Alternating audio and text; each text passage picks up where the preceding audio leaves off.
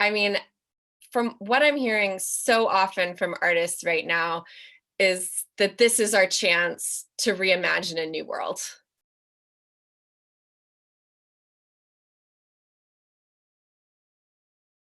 So Donna, I'd love to hear a little bit more about your experiences in the Tenderloin in the 60s and with Compton's Cafeteria.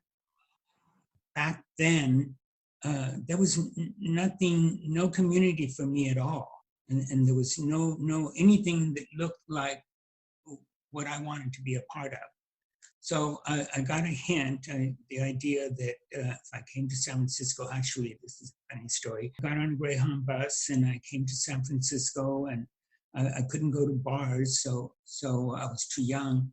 So I just walked around, and happily for me, I happened upon Compton's Cafeteria.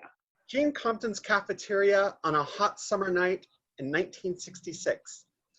Really, my heart came to the activism here in San Francisco, and I singled out, I brought my focus to transgender social justice needs. So along with Mark Nasser and Colette Grand, we spent a year, writing the play, and then with the Tenderloin Museum, we were able to launch the play.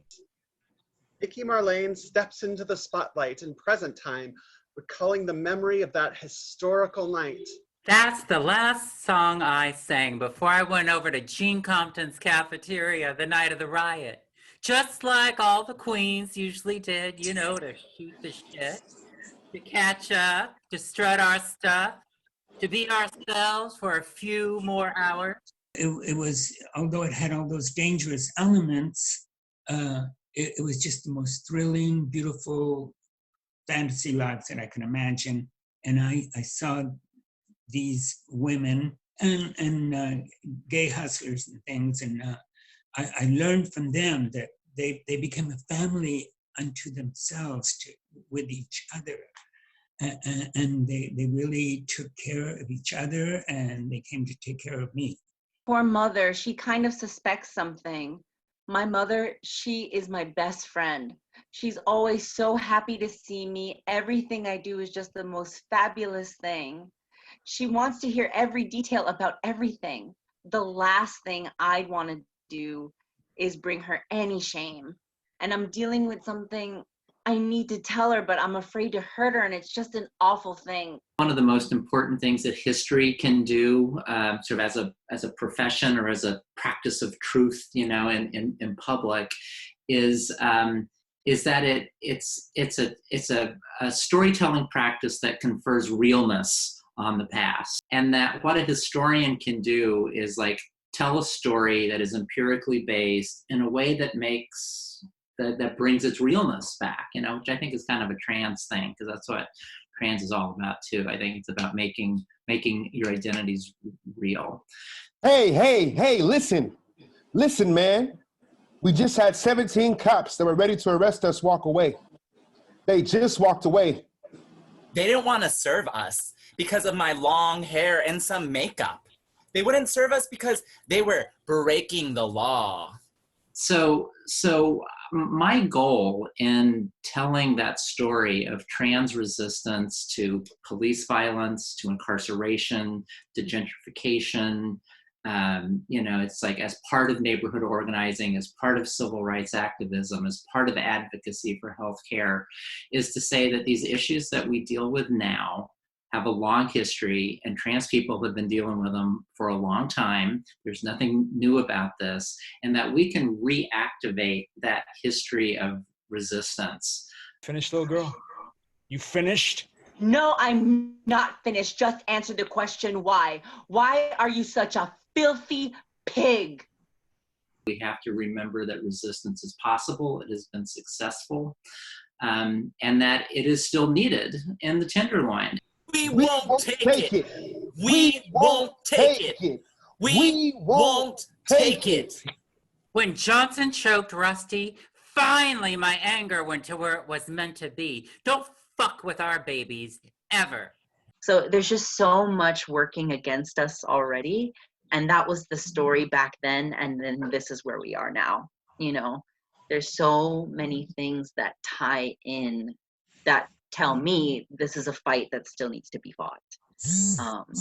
And I think the play was something that really personally made me recognize that, like, I want to be a part of this fight somehow. I want to be a part of telling this story. It finally hit me. I don't have to do this alone. I'm not alone. Those bitches had my back, and other bitches will have their back and their back and their back until we can be who we are, what God created. We'll see you at Compton.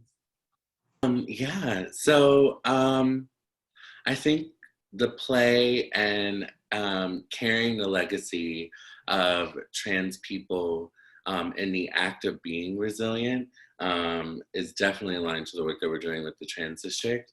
I'm optimistic that more people, because of like the virtual environment, will have more access to our stories, our journeys, and our history as a community, and how we have been able to weather the uncertain and still find joy and still find a way to come together.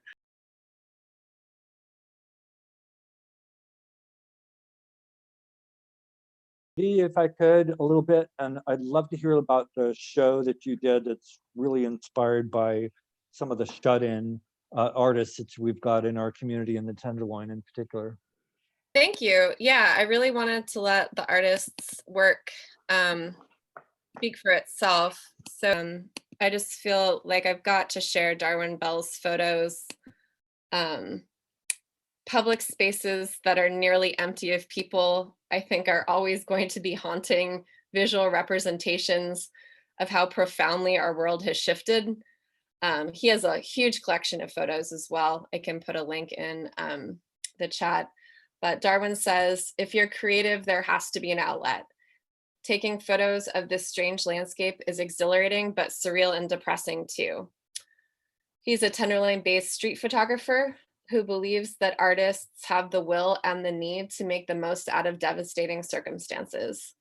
With AIDS, especially, queer artists turned a negative into a positive in a lot of ways. With terrible stuff happening, something beautiful has to come out of it. So this is by Cara Levine, and these are balloons strung up in her apartment building in LA, and they say, "I cried listening to the news again." She's described it as the balloons share a private feeling in a public space, which I'm going to use to segue into another work of art.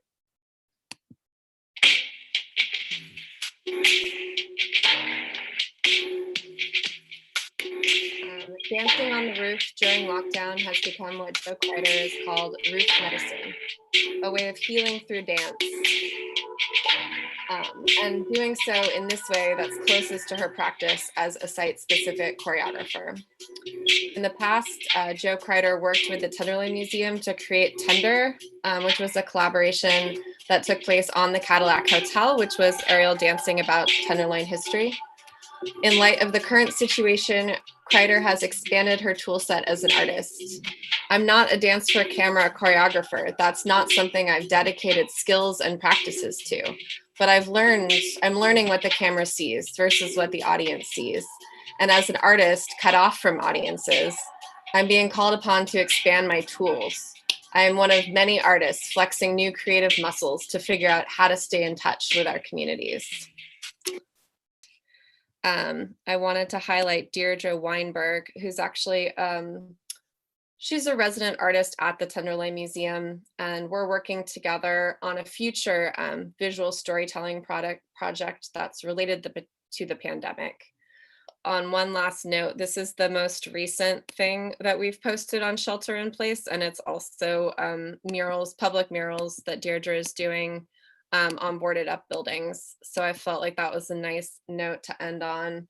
I think Deirdre's artwork is a great example of how art is both therapeutic for the artist and the viewer.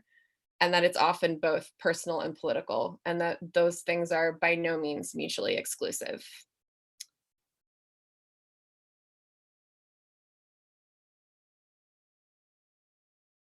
Do it 1,000 times again.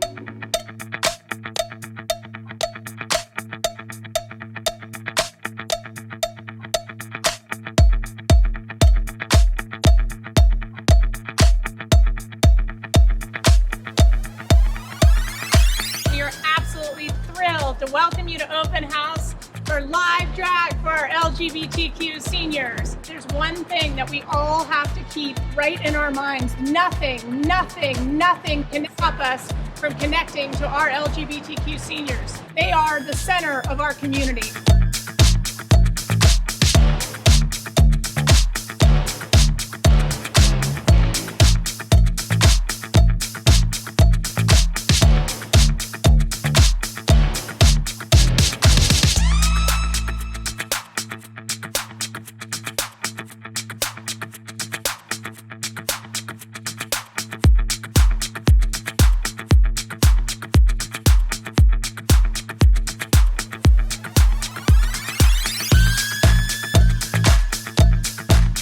Older adults are some of the more vulnerable members of the community, and as restrictions start to ease, we need to keep innovating ways of keeping them entertained and connected and informed. A lot of nightlife professionals and people in the entertainment and cultural industries' livelihood disappear as well.